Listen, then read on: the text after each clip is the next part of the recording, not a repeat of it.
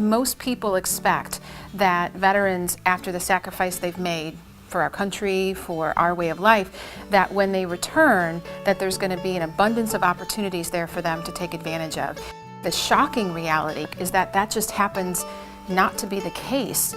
I think that most of us blissfully are unaware of the real cost of fighting for our freedom, and that that cost is borne most heavily by the soldiers that are returning. After high school, I joined the military. I joined the Air Force.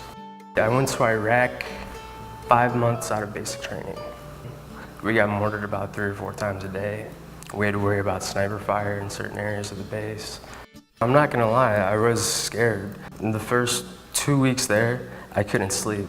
After a couple weeks, you know, it either hits you or it doesn't. You gotta put your faith in God and just hope that it doesn't happen. We kind of just got lost in the shuffle. It's harder than most people think to transition from military life back to a civilian lifestyle. And then it just kind of got overwhelming. Being in the shelter had us both very depressed. Mike, he has PTSD, and I became suicidal. I was bouncing around for about 2 years, different people's homes. Then I lived in my car for like the entire winter. I went to a vet center and they said that I had PTSD and generalized anxiety disorder. When I came here, I saw what the place was like. It was beautiful.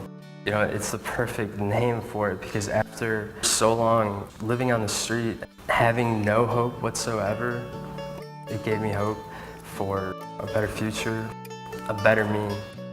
I called the Veteran Crisis Hotline and they referred me to Volunteers of America. They brought supplies for the kids, like food baskets and everything.